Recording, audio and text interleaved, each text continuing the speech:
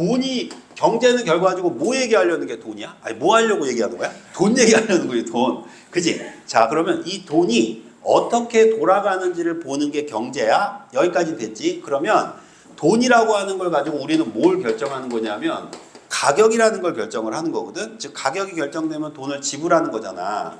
그러면 돈이라는 걸 주고받으려면 얘들아 수요하는 사람과 뭐 하는 사람이 있어야 돼? 공급하는 사람. 말을 바꾸면 살려는 사람과 팔려는 사람이 존재해야 되지. 그럼 물어볼게. 수요 곡선과 공급 곡선은 뭐 때문에 결정되는 걸까? 가격 때문에 결정되는 거야. 이게 제일 첫 번째로 중요한 거야. 다시 얘기할게. 수요가 많아지니까 가격이 오르는 거야. 가격이 오르니까 수요가 가격이 오르니까 다시 얘기할게. 수요가 많아지니까 가격이 떨어지는 거야. 가격이 떨어지니까 수요가 많아지는 거야. 가격이 떨어져서 수요가 많아지는 거야. 다시 말을 바꾸면 수요가 많아서 가격이 움직이는 게 아니라 가격 때문에 수요와 공급이 결정되는 거야. 쌤 말 뒤에 이게 제일 첫 번째로 잘못 알고 있는 거야 애들이. 내 말 이해돼? 그러면 수요 곡선은 요거고 공급 곡선은 이거거든? 그럼 요 Y축이 뭐냐 하면 바로 가격이야. 그러면 가격이 높다가 가격이 어떻게 됐어? 밑으로 떨어지니까 맞지? 가격이 높다가 밑으로 뭐하니까? 떨어지니까 맞지? 수요는 뭐한다? 증가하지. 이해돼? 공급은 어때? 가격이 낮다가 가격이 뭐하니까?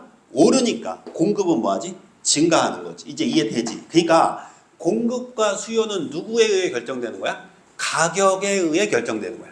여기까지 이해돼? 그럼 물어볼게. 화폐의 가격을 뭐라고 부를까? 자, 화폐, 지금 가격은 물건의 가격이잖아. 그럼 이 물건의 가격을, 화폐는 가격을 뭐라고 부를까? 가치라고 부르는 거야. 뭐라고 부른다고? 가치. 자, 그럼 봐.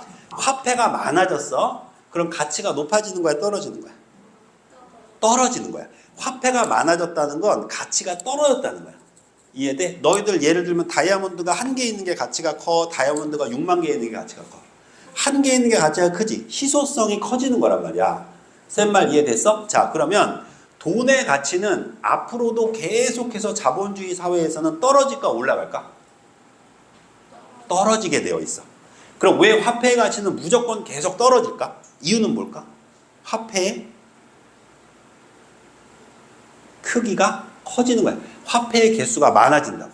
쌤 말 이해돼? 그래서 쌤 봐. 자본주의는 물가가 무조건 상향하게 돼 있을까? 물가가 떨어질까? 물가는 무조건 우상향하게 돼 있는 거야. 무조건 올라가게 돼 있는 거야, 물가는. 근데 이 물가를 가지고 이제 경제 현상을 설명하는 거야. 잘 들어봐, 이제. 자, 그럼 봐. 호황기야. 무슨 기? 호황기. 무슨 기, 얘들아? 호황기. 호황기라는 건 얘들아, 사람들이 먹고 살만한 거야? 먹고 살만하기 힘든 거야? 먹고 살만한 거지. 먹고 살만하다는 건 주머니에 돈이 많은 거야, 적은 거야? 많은 거지. 그럼 시장에 돈이 많어, 적어? 많지. 그럼 시장에 돈이 많다. 이 돈이 많다는 걸 뭐라고 그러냐면 통화량이 많다 이렇게 표현해. 뭐라고 얘기한다고? 통화량이 많다. 그러니까 통화는 전화 통화가 아니고 통화량이 많다는 건 시장에 뭐가 많다? 돈이 많이 돌고 있다 이 뜻이야. 여기까지 이해됐지? 그럼 봐. 시장에 자 머리 굴려야 돼. 머리 굴려야 돼. 자 생각해야 돼. 생각. thinking. 자, 봐. 그럼 시장에 뭐가 많어? 돈이 많어? 그럼 시장에 돈이 많으면 화폐의 가치는 어떻게 돼? 떨어지지. 그럼 화폐의 가치가 떨어진다는 건 적은 돈으로 물건을 살 수 있어? 많이 돈을 줘야 물건을 살 수 있어? 많이 돈을 줘야 물건을 살 수 있겠지. 자, 생각해야 돼요. 생각했죠? 자, 다시요. 화폐의 가치가 떨어졌다는 건 돈을 많이 줘야 그만큼의 가치만큼의 물건을 살 수 있다는 뜻이야. 맞지? 자, 그럼 이 말은 뭐랑 똑같냐면 물가가 올랐다는 얘기야. 물가가 올라간다는 얘기는 말을 바꿔봐. 화폐의 가치가 떨어졌다는 얘기야. 내 말 이해돼? 그러면 화폐의 가치가 떨어지면 떨어질수록 화폐의 양은 어떻게 될까? 많아진다는 거야. 화폐 양이 많아지면 많아질수록 물가는 어떻게 될까? 올라간다는 거야. 그럼 물가가 졸라 오른다. 이걸 뭐라고 그래 영어로? 인플레이션이라고 하는 거야. 그럼 인플레이션이 오는 순간에 사람들의 주머니에 있는 돈이 너무 많이 빠져나가야 돼. 맞아 안 맞아? 그러면 경제가 얘들아 되게 안 좋아질 수 있겠지. 그러면 시중에 있는 돈의 개수를 조절해야 돼, 안 조절해야 돼? 조절해야 돼. 그럼 이 시중에 있는 돈을 조절하는 역할을 하는 게 바로 뭘까? 가격이야. 자, 그래서 은행에서 금리를 올려. 뭘 올린다고? 금리. 금리를 쉬운 말로 뭐라고 그래? 이자를 올린다는 거야. 그럼 이자를 딱 올렸다는 말은 시중에 있는 돈을 빨아들이겠다, 뱉겠다. 빨아들이겠다는 거야. 자, 그럼 예를 들어 볼게. 얘들아, 은행에서 이자를 20% 준대요. 그럼 여러분들 은행에다 돈 맡겨, 안 맡겨? 맡기지. 그럼 내 돈 어디가 있어? 은행 가 있지. 은행이 빨아먹은 거야. 내 말 이해돼? 그럼 시중에 돈이 적어져, 많아져? 적어져. 그럼 물가가 오를까, 오르지 못할까? 못 올라. 내 말 이해돼? 그럼 물가가 안정되는 거야, 이게. 셋말 무슨 말인지 이해가? 그럼 거꾸로 생각해봐. 기업이야. 자, 기업 쪽이야. 기업도 역시 마찬가지로 그럼 돈을 빌려야 돼. 그럼 돈을 빌려야 물건을 만들 거 아니야, 그치? 자, 근데 이자가 뭐 했어? 올라갔네. 그럼 이자가 올라갔다는 건 내가 똑같은 돈을 빌려도 이자를 많이 내야 돼, 적게 내야 돼? 많이 내야 되네. 그럼 기업은 돈을 빌릴까, 안 빌릴까? 안 빌리겠지. 그럼 기업이 돈을 안 빌리니까 은행에 있는 돈이 밖으로 빠져나와, 안 빠져나와? 안 빠져나와. 그럼 시중에 돈이 있어, 없어? 없어. 그러니까 인플레이션을 막는 거야. 이제 무슨 느낌인지 알겠어? 외우는 게 아니야. 너무 당연한 거야. 자, 그런데 내가 하나만 얘기할게. 이렇게 될까, 안 될까? 안 돼요, 잘. 요건 이론이야, 이론. 내 말 이해되지? 자, 그럼 이제 시중에, 자, 그렇게 해가지고 돈을 너무 빨아들여가지고 시중에 돈이 없는 거야? 그럼 시중에 돈이 없다는 건 무슨 말이야? 사람들이 먹고 살기가 힘들다, 어렵다.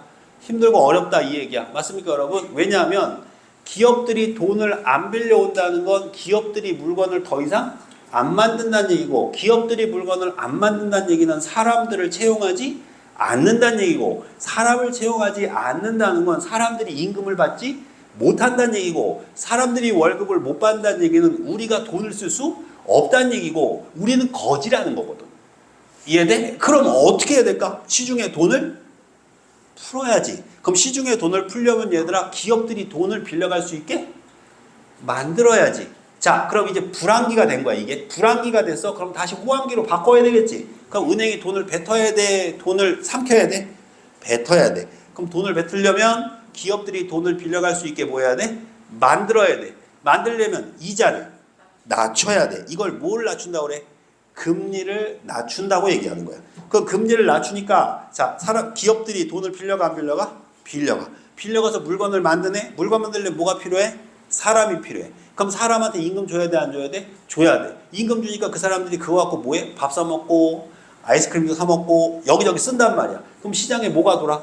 돈이 돈다, 이 얘기야. 여기까지 무슨 말인지 알겠어? 두 번째, 사람들은 금리가 낮아졌어. 은행에다가 넣어봤자 이자가 많아, 적어? 적어. 그럼 넣고 싶어, 안 넣고 싶어? 안 넣고 싶어. 그럼 은행으로 돈을 안 넣네? 그럼 이 돈 어디서 돌아? 시장에서 도는 거지. 이제 무슨 말인지 이해가? 그럼 이제 돈이 있으니까, 만약 얘들아, 점점점 돈이 좋았는데 이게 좋은 게 너무 좋아. 너무 좋아. 너무 좋아. 우와! 물가 상승. 자, 무슨 레이션? 인플레이션. 그 인플레이션 됐네. 자, 빠로. 금리 인상. 금리 인상. 이자 올려. 그럼 사람들이 넣으면 떨어져. 무슨 레이션? 디플레이션. 인플레이션의 반대말을 디플레이션이라고 그래. 디플레이션 먹고 살기 너무 힘들어. 빠로 디플레이션. 계속 이렇게 되는데 경제가 이렇게 올라가는 거야. 호황기, 불황기, 호황기, 불황기, 호황기, 불황기, 호황기, 불황기 한데 결국은 상승. 이제 무슨 말인지 알겠어? 그런데 이 상승의 곡선이 얼마나 평탄하고 완만하냐에 따라서 사람들이 살기가 좋은지 나쁜지가 결정이 되는 거야. 물가 변동이 너무 급등을 해. 그럼 얘들아 살기 힘들어, 안 힘들어? 너무 힘들지. 그러니까 이거를 안정적으로 올라가게끔 만드는 거야. 그래서 이렇게 올라가면 힘들단 말이야. 이해돼? 그러니까 여기서 이렇게 올라가게 느끼게 만드는 거야. 이제 무슨 말인지 알겠어, 얘들아? 이게 자본주의 논리 경제야. 여기까지 이해됐니? 이게 이 경제 지문의 전체야. 정리됐어? 그럼 이걸 가지고 뭐 하는 거야? 관세 얘기도 나오고, 환율 얘기도 나오고, 채권 얘기도 나오고, 주식 얘기도 나오고, 금리 얘기도 나오고, 은행 얘기도 나오고, 다 똑같은 원리에서 이걸 쓰는 거야. 고등학교 과정에서는. 어찌됐건 얘는 어떤 느낌인지 알겠어? 자, 그럼 쌤 봐봐. 요 경제 사이클만 알고 있으면 지문을 읽을 때 내용이 엄청 쉬워진다는 걸 보여주고 싶어서 그런 거야. 그럼 지문 하나 가지고 샘플을 보여주고 올게. 자, 우리 교재 지문에서 몇 페이지를 펴보냐면 56페이지를 한번 펴봐. 자, 56페이지. 아우 더워. 요 지문만 하고 쉽게. 자, 56페이지 잠깐만 펴봐 얘들아. 자, 56페이지 폈어? 폈어? 자, 56페이지의 지문 한번 읽어볼 테니까 따라와봐. 한번 따라와봐. 자, 쌤 봐. 자, 시중에 돈이 많어. 자, 무슨 레이션? 인플레이션. 인플레이션은 뭐가 상승했다는 얘기야? 물가 상승. 자, 그럼 시중에 있는 돈을 빨아들여야 돼. 누가 빨아들여야 돼? 은행이. 은행이 빨아들이니까 뭘 올려? 금리. 금리가 뭐야? 이자. 그럼 이자 올리니까 사람들이 돈을 맡기네. 그럼 시중에 돈이 있어 없어? 없어. 이제 이해되지? 요 사이클 알지? 자, 읽어볼게. 경기가 침체되어. 쌤 봐. 시중에 돈이 있어 없어? 없단 얘기야. 자, 인플레이션, 디플레이션. 돈 빨아야 돼? 돈 뱉어야 돼? 돈 뱉어야 돼요. 아시겠죠 여러분? 갑니다. 소비가 줄어들면 시중의 제품이 팔리지 않아 기업은 생산 규모를 축소하게 되는 게 너무 당연하죠. 그 결과 실업률이 증가하니까 가계 수입이 감소하고 소비는 더 위축된다. 당연하죠. 이와 같은 악순환의 경기 침체가 심화되면 국가는 이에서 벗어나려고 유동성을 놀리는 통화정책을 시행한다. 아유 어렵게 써놨어요. 개수작. 자, 그 유동성을 놀리는 통화정책 쌤 봐봐. 시중에 뭐 푼다고요? 돈 푼다고요. 시중에 돈을 풉니다. 이 얘기예요. 됐나요? 자, 두 번째 단락 갑니다. 유동성이란 자산 또는 채권의 손실 없이 현금화할 수 있는 정도로 현금과 같은 화폐는 유동성이 높고 토지나 건물은 유동성이 낮아요. 이처럼 유동성은 자산의 성격을 나타내는 용어지만 시중에 유통되는 화폐의 양, 즉 통화량을 나타내는 말로도 사용됩니다. 요게 진짜겠죠? 가령 시중에 통화량이 지나치게 많을 때 유동성이 넘쳐난다. 다른 말로 바꿔봐. 시중에 뭐가 많아요? 돈이 많아요. 반대로 통화량이 줄어들도 유동성이 감소한다. 다른 말 시중에 돈이 없어요. 유동성이 넘쳐날 경우 시중의 화폐가 흔해지는 상황이므로 화폐의 가치는 떨어진다. 느낌 빠고지. 화폐의 가치가 떨어진다라는 말에 고등학교 3학년 애들은 밑줄을 딱 쳐놓고 기억의 의미와 같은 것은 해놓고 선택지에 물가가 오른다를 써놔. 아니. 그렇게 써놓는다고. 결과적으로 밑줄 친 기억에 없는 말을 선택지에서 만들어내도 같은 말이라는 걸 인지해야 된다고. 화폐의 가치가 떨어졌다는 건 물가가 올랐다는 뜻과 같은 거야. 쌤 말 무슨 말인지 이해 갔어 얘들아? 자, 근데 쌤 봐봐. 이 내용은 거창하고 대단한 게 아니야. 여러분들한테 지금 요점 정리한 그 프린트 있지? 이거는 너희들이 중학교 때 배웠던 사회교과서에 있는 내용이야. 근데 중학교 때 배웠던 사회교과서에서 단순 암기식으로 문제를 풀어버려서 여러분들이 이해를 못했거나 처음 보는 것 같은 느낌이 드는 거야. 쌤 말 무슨 말인지 이해 가셨어요? 거창한 게 아니라는 걸 알려주는 거예요. 조금만 더 읽어볼게. 유동성은 금리와 밀접한 관련이 있기 때문에 너무 당연하죠. 자, 금리가 뭐라고요? 이자입니다. 국가는 정책적으로 금리를 올리고 내림으로써 유동성을 조절할 수 있다. 너무 당연한 거죠. 이때 금리는 예금이나 빌려준 돈에 대한 이자율로 알고 있었죠. 이는 기준금리와 시중금리로 구분됩니다. 기준금리는 뭔데요? 국가가 정책적인 차원에서 결정하는 금리, 즉 나라가 결정하는 거예요. 이게 기준금리야. 한 나라의 금융 및 통화정책의 주체인 중앙은행에서 이걸 다른 말로 바꿔봐. 한국은행. 오케이? 그래서 얘들아 은행이 돈 빌리는 은행이 어디야? 한국은행인 거야. 그러니까 한국은행이 은행 중에 대빵. 그 한국에 있는 은행 밑에 무슨 은행? 국민은행, 농협, 하나은행 이런 은행이 쭉 있는 거야.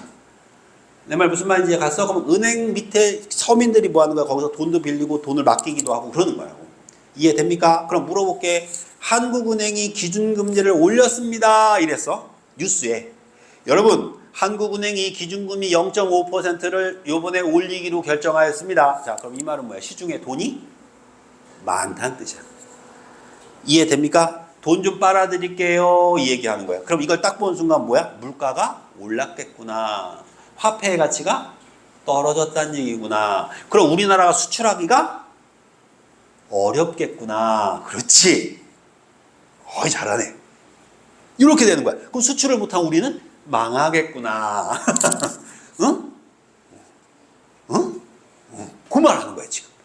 이해됐어? 똑같은 패턴이야. 읽어볼게. 그 다음 봐봐. 기준금리는 국가가 정책적인 차원에서 읽었잖아, 병신아. 자, 그 다음 반면 시중금리는 기준금리의 영향을 받아 중앙은행 이외에 시중은행이 세우는 표준금리로 가계나 기업의 금융거래에 영향을 미칩니다. 가령 시중금리가 내려가면 내려갔어. 돈 뱉어. 안 먹어.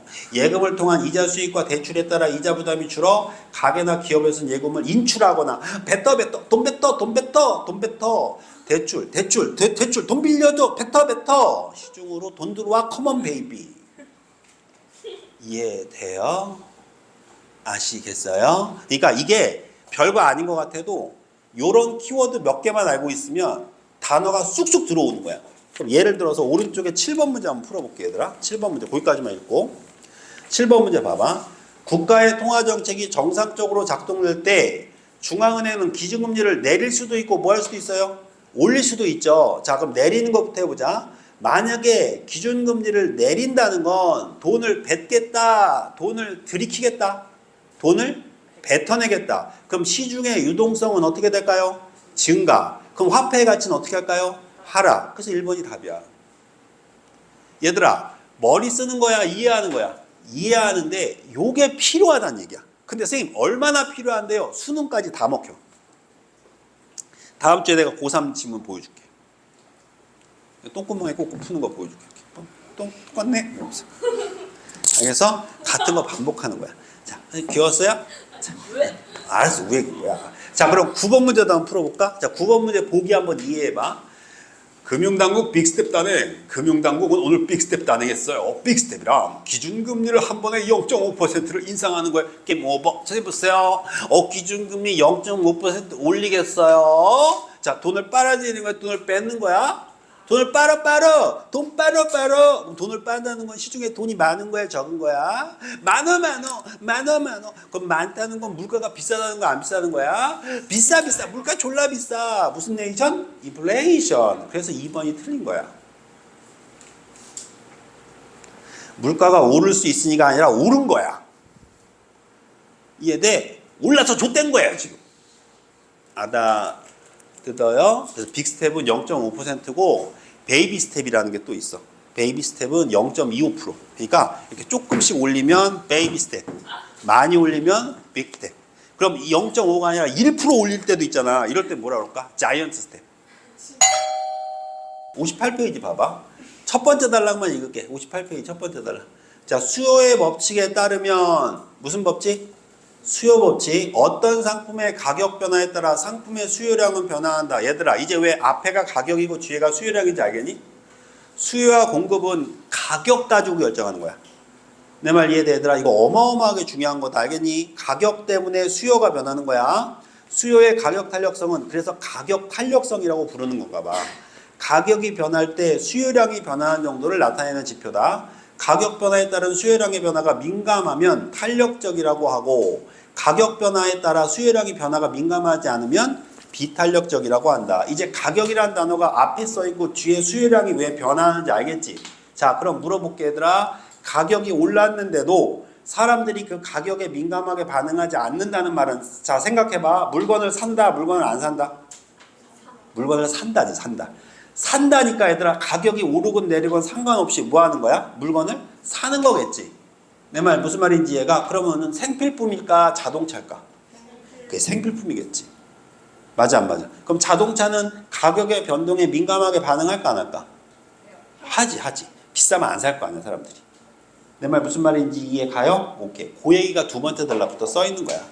정리됐나요? 네, 5분만 쉽시다. 자, 하여튼 그거 공부해 오는 거야. 이거 공부해 오는 건데 생각하고 2페이지부터 한번 얘기해 보자. 자, 1페이지는 한번 읽어보면 돼. 그거는 그냥 전체적인 그림 그려놓은 거고. 2페이지 펴봐. 자, 시장과 수요 공급 봐봐요, 여러분. 자, 거기 시장하고 수요라는 말은 이제 아니까 그 중간에 보면 수요 곡선 위에 주의라고 써져 있는 거 거기다가 밑줄 쳐봐. 통상적인 그래프와 달리 수요와 공급 그래프는 조작 변인이 뭐다? 가격이다.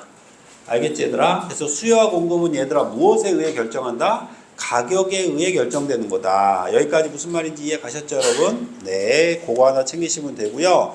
밑에 있는 거는 읽어보는 순간 무슨 내용인지 알 거야. 알겠지? 한번 읽어보면 돼. 자, 그 다음 쫙 3페이지. 자, 호황기에 대한 이야기 한번 해볼게요. 경제활동이 활발한 시기가 있어. 이걸 호황기라고 해. 경제활동이 활발하다는 건 그만큼 시중에 돈이 많이 돈다는 얘기야. 자, 그래서 실질 GDP가 상승하는 시기에 무슨 것이 문제일까? 이렇게 돼 있는데 얘들아, 내가 물어볼게. 실질 GDP가 뭔지 알아? 괜찮아. 몰라도 돼. 몰라도 되는데 실질 GDP는 뭘 얘기하는 거냐면 생산량이 증가하면 실질 GDP가 올라가는 거야. 그러니까 생산량이 증가한다는 건 공장들이 물건을 많이 만든다는 얘기고 물건을 많이 만들고 있다는 건 시중에 돈이 많이 돈다는 얘기야. 맞지 얘들아? 그리고 물건을 많이 만드는 사람들은 가격이 올라가야 물건을 많이 만든다며. 그럼 물가가 뭐 한다는 얘기야? 올라갔다는 얘기잖아. 그러니까 실질 GDP가 그래서 상승한다는 얘기인 거야. 이해돼? 그래서 이 실질 GDP랑 사실은 그 실질 GDP보다 더 중요한 게 명목 GDP거든? 명목 GDP는 물가 상승량을 감안한 GDP고 실질 GDP는 생산량만 가지고 하는 건데 그런 것이 있다 정도만 듣고 넘어가면 돼. 괜찮으니까. 오케이. 자, 하여튼 경기가 호황이야. 경제 주체들은 하하호호 하면서 그지?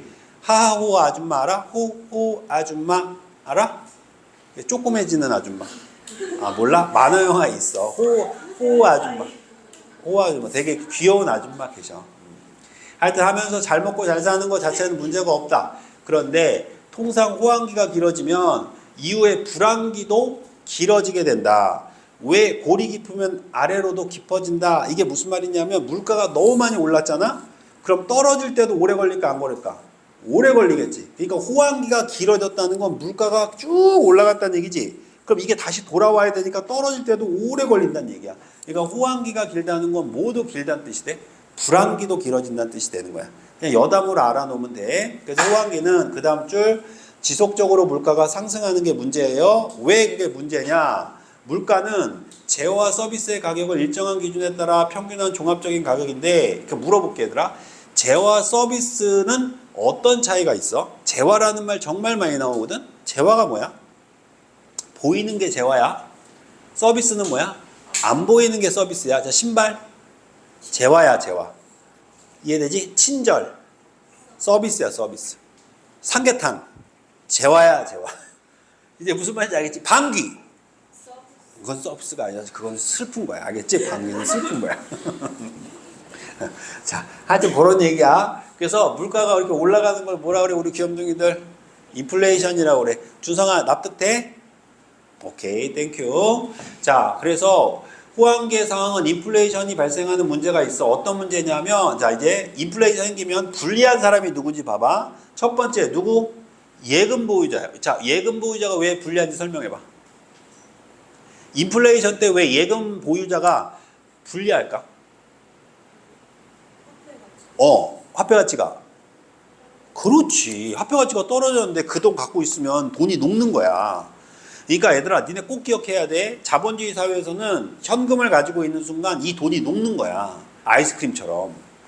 그러니까 절대로 돈을 많이 벌고 싶은 사람들은 자기가 현금을 가지고 있으면 안 돼. 이 현금을 가지고 현금을 움직일 줄 알아야 돼. 그 재화와 서비스가 그거야. 오케이. 이게 이제 인플레이션이야. 이제 예금 보유자가 이제 왜 불리한지 알겠지? 오케이. 그럼 얘들아 채권자하고 월급쟁이는 당연히 불리한 거 알겠지만 얘들아 유리한 거에 보면 채무자가 나올 거야. 채무자. 왜 채무자가 유리해? 채무자는 돈을 뭐 한 사람이야? 빌린 사람이잖아. 왜 유리할까? 인플레이션에서는? 그렇지. 갚을 돈이 적어지는 건 아니고 화폐 가치가 떨어졌으니까 쉽게 말하면 시중에 돈이 많이 돈다는 거야. 그럼 시중에 돈이 많이 돈다는 건 내가 돈을 벌 가능성이 높다는 거야. 그러니까 쉽게 말하면 빌린 돈을 빨리 갚을 수 있다는 거지. 이해돼 얘들아? 그래서 채무자가 유리하다 이렇게 얘기해 놓은 거야.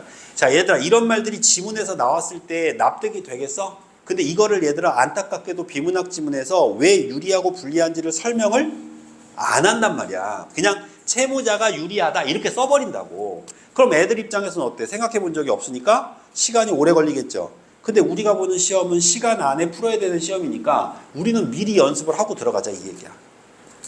제 말 무슨 말인지 이해 가셨어요 여러분? 요 프린트에서 여러분이 고등학교 3학년 때까지 졸업하는 모든 경제 지문은 여기서 다 나와요.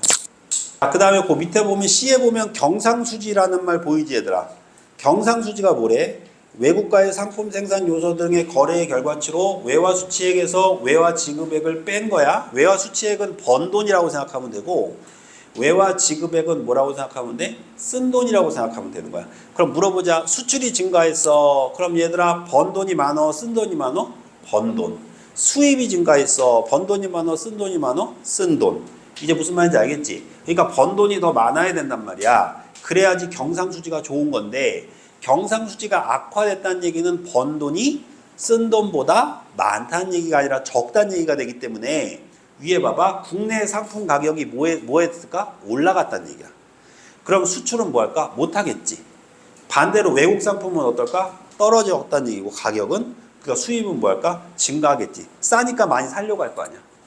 제 말 무슨 말인지 이해가세요 여러분? 요런 말이 써 있는 겁니다. 여기까지 이해되셨어요? 자 이게 바로 무슨 기? 호황기다 이 얘기야. 이해돼요? 자 그러면 클린턴이란다. 누구라고? 아 트럼프. 트럼프가 왜 자꾸 클린턴을 얘기할까? 트럼프가 왜 관세 정책을 필까? 자 관세가 뭐야? 어떤 나라 딴 나라가 미국에 가서 물건을 팔고 싶은데 미국에다 물건을 팔려면 뭐 내고 들어와라? 세금 내고 들어와라. 그럼 이 세금 내고 들어오는데 세금을 많이 물리면 가격이 어떻게 될까? 올라가니까 다른 나라들이 물건을 팔기가 쉬워 어려워? 어렵고 세금을 거두니까 그냥 들어오는 것만으로도 돈을 벌 수 있어 없어? 있다 이 개념인 거야 지금 걔네들은. 자 그럼 이제 불황기 얘기해보자. 불황기. 자 불황기는 반대로 거꾸로겠지 얘들아. 자 불황기는 당연히 거꾸로일 테니까 읽어볼까? 불황이라는 말만 들어도 부정적인 느낌이 들지? 근데 생각해보면 불황이 누구에는 나쁜 건 아니야. 불황기에 위에서 언급한 대로 물가, 임금, 이자율은 떨어져. 현금이 많이 보유하고 있는 부자 입장을 생각하면 본인이 불황에서 버틸 수 있는 능력이 된다면 이때 본인의 현금과 낮아진 이자율을 바탕으로 대출을 받아서 마련한 재원으로 주식이든 부동산이든 이런 걸 사놓고 기다리면 큰 부를 얻을 수 있는 거야. 알겠지? 그러니까 현금을 딱 가지고 있다가 부동산을 사는 게 언제인 거야? 불황기에 사는 거야. 그래서 얘들아 공포에 투자하는 거야. 환호할 때 파는 거고. 무슨 말인지 알겠어? 다른 사람들이 너무너무 힘들대 사는 시기가 온 거야. 그럼 진짜 부자들은 그때 이제 딱 지갑을 열어. 이거 딱 사. 쭉쭉쭉쭉쭉쭉쭉. 사람들이 막 먹고 살만하다고 막 돌아. 그럼 그때 싹 팔어. 그리고 다시 지갑을 닫고 가만히 기다려. 언제가 오기를? 불황기가 오기를. 그렇지. 이게 기다리는 거야. 그러니까 여러분들이 그런 현명한 투자자가 되면 돼. 얘들아 전 세계에서 제일 투자 잘하는 1등이 누구야? 워런 버핏이라고 들어봤어? 그 사람은 재산이 몇 조더라? 근데 모르는데 하여튼 조야. 조는 조인데 엄청 조야. 엄청 조야. 하여튼 그런 거야. 진짜 부자는 어떤 사람이 진짜 부자인지 알아? 자기가 가진 돈이 얼마인지 모르는 사람. 그게 진짜 부자야. 너희들 재산 얼마인지 알지? 아 몰라요? 졸라 부자예요. 우리 알지. 졸라 부자거나 거지거나. 알겠지? 아예 모를 수도 있어요. 그냥 막 사는 거죠. 자, 그 다음 봐봐. 자, 이런 것들인데 불황기에 일반적으로 좋게 생각하지 않는 이유는 실업 때문이야. 즉 직장을 잃어버린다는 거야. 불황기에 실업자가 많아질 수밖에 없겠지. 상품이 안 팔리니까 고용을 덜 할 것 아니겠는가? 실업자가 많아지면 실업자 개인의 입장에서 소득 감소로 생계 유지가 곤란할 거고 사회적 차원에서도 생산력이 하락되고 빈곤 문제로 인한 사회 불안정 증가가 발생하겠죠. 그래서 그 밑에 줄 기업 생산이 위축돼 그럼 고용이 떨어져 가계소득 떨어져 소비도 떨어져 기업 생산 위축돼. 그럼 이걸 불황기라고 하는데 이 불황기에서 뭘로 바꾸려면 호황기로 바꾸려면 여러 가지 방법이 있겠지만 제일 첫 번째로 사람들이 사용하는 게 금리야. 금리. 이해돼? 그럼 시중에 돈을 뭐 한다? 푼다는 거야. 그럼 그래서 얘들아 얼마 전에 그 뉴스 발표한 거 봤어? 법인세 인상. 법인세가 뭐야? 기업들한테 회사들한테 돈 걷어들이는 거. 그럼 법인세를 인상하겠다는 건 세금을 많이 걷겠다는 얘기지. 그럼 세금을 걷어서 어디에다 풀겠다? 국민들한테 풀겠다는 얘기지. 이제 무슨 말인지 알겠지? 그래 그건 참 잘하신 것 같은데 법인세만 인상해야 되는데 뭐 소득세도 인상하고 뭐 이것도 인상하고 그러면 좀 나중에 힘들 것도 있을 것 같은데 너무 근데 경기가 너무 안 좋으니까 잘 해내실 거라고 생각합니다. 워낙 일을 열심히 하시는 분이라서. 그 밑에 줄 하여튼 그래가지고 호황기에는 임금과 물가와 이자율이 올라가죠. 맞나요? 지금 제가 보고 있는 거 보이세요? 밑줄 친 거 물론 가만 놔도 한 다음에 그 밑에 거 그럼 기업 생산 감소하고 기업 소비 가계 소비 감소하니까 다시 어디로 와?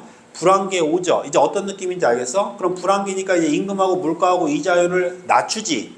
그럼 뭐 할까? 이제 돈이 바깥으로 또 풀리면 다시 호황기가 되고 다시 빨아들이면 불황기가 되고 이제 이해됩니까? 이게 왔다 갔다 한다는 얘기예요.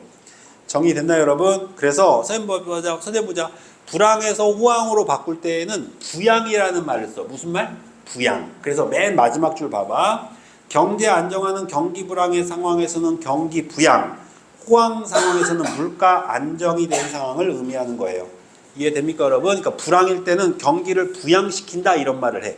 그럼 경기를 어떻게 만들겠다? 좋게 만들겠다. 우리말로 바꿔봐. 시중에 돈을 많이 풀겠다. 물가를 안정시키겠습니다. 돈을 뭐 하겠다? 빨아들이겠다. 이제 이해됩니까, 여러분? 요렇게 이해하시면 되는 거예요. 자, 그 다음 장 금리입니다. 자, 금리는 여러분 돈의 가격인데요. 명목금리하고 실질금리가 있는데요. 여러분들은 명목금리를 보시면 안 되고 실질금리를 볼 줄 알아야 되는 거예요. 알겠죠? 명목금리는 물가 감안 안 하고 표시된 금리고요. 실질금리는 명목금리에서 물가 상승률을 뺀 걸 말하는 거예요. 아까 제가 얘기했던 것처럼 은행에 예금을 하려고 그러는데 금리가 5%인데 물가 상승이 7%야. 그럼 은행에서 맡기면 큰일 나는 겨. 이해됩니까, 여러분? 요런 걸 좀 따질 줄 알아야 돼요. 알겠죠? 자, 그 다음 통화량은 아까 선생님이 설명한 것처럼 뭐죠? 돈이라고 생각하면 돼요. 돈. 알겠죠? 돈이 얼마나 많이 돌고 적게 도는가? 이해됩니까, 여러분? 네, 꼭 읽어보셔야 돼요. 자, 그 다음 넘겼어요. 정부의 경제 안정화 정책 첫 번째 재정 정책입니다. 자, 그러면 정부가 이제 경기에서 시장에 관여하겠다는 얘기죠. 자, 어떻게 관여하는지 보세요. 1번 세율을 조정합니다. 그러니까 세금을 올리거나 내린다는 얘기예요. 자, 그럼 첫 번째 호황기입니다. 그럼 돈이 많네요. 돈이 많으니까 빨아들여야 되겠죠. 그러니까 소득세도 올리고 법인세도 올리는 거예요. 이해됩니까, 여러분? 그럼 세금 많이 냈으니까 내가 쓸 수 있는 돈이 줄어들겠죠. 통화량이 준다. 그럼 소비나 지출이 준다. 그럼 경기가 진정된다. 다른 말로 물가가 안정된다. 이런 말을 쓰는 거예요. 자, 여러분 이제 요 말 무슨 말인지 이해되셨어요? 이게 납득이 돼야 돼. 선생님 말 무슨 말인지 이해가 얘들아. 그러면 너희들 지나가고 있다가 요즘 보면은 물가 많이 오른 것 같아? 적게 오른 것 같아? 물가 많이 오른 것 같지, 그지? 근데 지금 사람들 살기 좋아, 안 좋아? 좋아? 힘들지, 그지? 이상하잖아. 그래서 지금 우리나라 경기가 안 좋은 거야, 지금. 그러니까 무슨 말이냐면 물가가 올랐다는 건 사람들이 먹고 살기가 좋아야 된다는 뜻이거든. 근데 지금 자영업자들이 다 망한단 말이야, 지금. 맞아, 안 맞아? 그럼 이거는 지금 우리가 알고 있는 경제 사이클에 맞는 거야, 안 맞는 거야? 안 맞는 거야, 지금. 내 말 이해돼? 그다음 뒤로 넘겨봐. 그 다음에 이제 중앙은행이 그럼 하는 방법은 뭐냐? 중앙은행. 얘들아, 중앙은행을 다른 말로 뭐라고 그래? 한국은행. 한국은행이 중앙은행이야. 그러니까 한국은행은 누구한테 돈 빌려주고? 국민은행들한테 돈 빌려. 국민은행, 하나은행, 뭐 신한은행, 뭐 이런 거 있지. 은행들한테 빌려주고, 신한은행 이런 은행들은 누구한테 빌려줘? 기업이나 서민들한테 빌려주는 거지, 돈을. 맞지? 자, 중앙은행은 기준금리를 설정할 수 있는 권한이 있어요. 그럼 기준금리는 얘들아 마음대로 변하면 돼, 안 돼? 안 되지. 이게 기준금리가 마음 변하면 안 되는 거야. 딱 맞춰놓고 해야 되는 거야, 웬만하면. 그래서 밑에 봐봐. 기준금리가 올랐어? 그럼 시장금리도 당연히 뭐해? 올랐다는 얘기지. 그러니까 예금은 뭐 할까? 많아지고, 대출은 뭐 할까? 줄어드니까. 통화량은 뭐 할까? 줄어들겠지. 이제 어떤 느낌인지 알겠어? 이제 이 화살표 이해되니? 읽어보면 다 이해할 수 있게 써놓은 거야. 그 다음 줄. 한편 기준금리 자체를 조절하는 방법 외에도 기준금리 금융 시스템의 핵심적 변수라 쉽게 못 바꿔. 경제에 관심 없는 수험생도 기준금리를 동결했네, 인상했네 이런 얘기 듣지? 맞아? 요게 헤드라인에 딱 써 있으면은 아, 우리나라 경제가 이렇구나 라는 걸 조금 이해할 수 있을 거야. 알겠지? 요번에는 몇 페이지를 펴보냐면 60페이지 펴봐. 자, 60페이지. 60페이지는 은행 얘기니까 그건 하지 말고 저거 하자. 저거 62페이지 펴봐. 아이고, 천천히 해. 왜 서둘러. 자, 62페이지 펴봐. 지금 나한테 얘기한 거야. 자, 자, 최근 수입품에 높은 관세를 부과하여 국제무역 전쟁이 발생하면서 관세에 대한 관심이 높아지고 있다. 근데 이게 2020년 지문이었지. 그지? 근데 2025년에 이런 일이 일어날 줄 어떻게 알았을까, 얘들이? 그때도 관세를 부과한 거야. 이해됩니까, 여러분? 근데 그때 대통령이 누구였단 얘기야? 트럼프였단 얘기야. 아, 트럼프 대통령 하다가 잘렸다가 다시 대통령 된 거잖아. 잘린 거지. 원래 연임해야 정상 아니야? 그래. 잘린 거지. 잘렸다가 다시 한 거지. 하여튼 그렇다는 얘기야. 됐니, 얘들아? 그래서 관세란 수입되는 재화에 부과되는 조세로 정부는 조세 수입을 늘리거나, 그지? 관세를 거두면 자기 나라에 세금을 많이 얻게 되니까 돈이 많아질 거 아니야. 국내 산업을 보호하기 위한 목적으로 관세를 부과한다. 충분히 납득되죠? 예를 들어 우리나라에도 자동차 파는 회사가 있는데 미국 차를 팔겠다고 들어오는 거야. 그럼 우리는 가격 경쟁률에서 무조건 우위를 점유해야 사람들이 살 거 아니야. 왜? 가격에 따라 무엇이 결정되니까? 수요가. 맞니, 얘들아? 그래서 세금을 많이 내게 하는 거야. 이해됩니까, 여러분? 그럼 관세를 높이면 가격이 어떻게 될까요? 올라가겠죠. 그럼 미국 차의 가격이 올라간다는 건 수요에서 멀어질 수 있다는 얘기겠죠. 그러니까 자국에 있는 기업들이 혜택을 보게 된다, 이 말입니다. 내 말 이해됩니까? 그럼 여러분들이 이걸 오해한 애들이 있어서 이거 잠깐만 얘기해 볼게. 100원짜리 자동차가 들어오는데 우리나라 자동차가 50원이면 안 돼. 우리나라 자동차는 110원인 거야, 예를 들어. 그럼 얘네가 싸고 우리가 비싸잖아. 그럼 얘네가 들어오면 우리나라 망하잖아. 그래서 세금을 20원을 매긴 거야. 내 말 무슨 말인지 이해가? 자, 그러면 얘네들은 얼마에 팔아야 본전되는 거야? 120원에 팔아야 되는 거야. 이제 무슨 말인지 이해가? 이래서 관세를 부과하면 세금을 내지만 가격도 자연스럽게 올라가는 거예요. 왜냐하면 세금을 다른 사람한테 전가시키는 거거든. 내 말 무슨 말인지 이해가? 그러니까 쉽게 말하면 내가 세금을 10원을 내잖아. 그럼 내가 먼저 내기는 했지만 나 세금 너희들한테 내고 싶은 마음 없는 거야. 그럼 다른 그 나라 국민들한테 낸 세금 다시 뭐 하고 싶은 거야? 받고 싶은 거야. 그러니까 자기가 낸 세금만큼 자동차 가격에 반영을 해버린다고. 내 말 무슨 말인지 이해가? 그러니까 자동차 값이 올라가지. 그러니까 이거보다 비싸니까 안 사게 된다, 이 말이야. 여기까지 이해돼. 근데 이게 늘 그럴까? 아니야. 왜 그럴까? 20원을 올려야 되는데 안 올리기도 해요. 뭐 하겠다고? 일단 그 시장에 침투하겠다. 일단 그 시장에 가서 침투하고 그 다음 값을 올리겠다. 자, 하여튼 얘들아, 그런 얘기야. 어디까지 읽었어? 관세 얘기. 자, 그래서 첫 번째 단락은 읽었죠? 자, 두 번째 단락 갑니다. 엄마.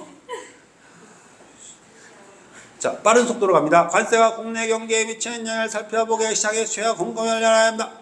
오른쪽에 수요와 공급이 오른쪽에 보면 여러분 Y축이 뭐예요? 가격. X축이 뭐예요? 수량.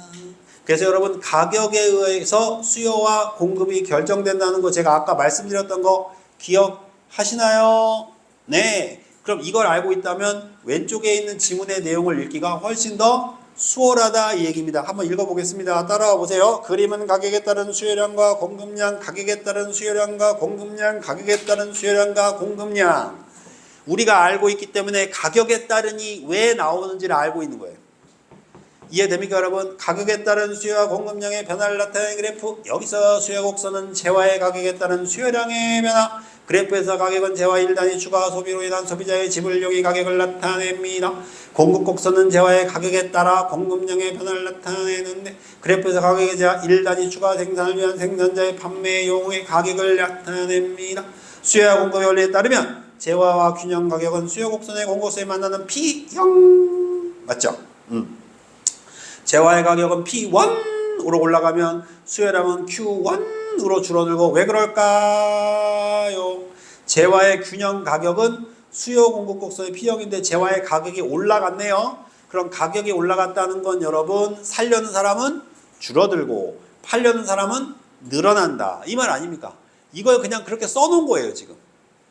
느낌 오세요 여러분? 그러니까 봐. 자, 쌤 봐봐 얘들아. 다음에 뭐 나올지 알고 걸어가고 있는 거야. 이해돼? 아, 요 얘기 나오면 요 얘기 나오고, 요 얘기 나오면 요 얘기 나오고, 요 얘기 나오면 요 얘기 나온다. 맞습니까, 여러분? 그러다 여기서 절대 잊으시면 안 되는 거. 세상은 이대로 돌아가지 않습니다. 자, 얘들아, 어때? 경제지문 어떻게 좀 잘 보여온 것 같아?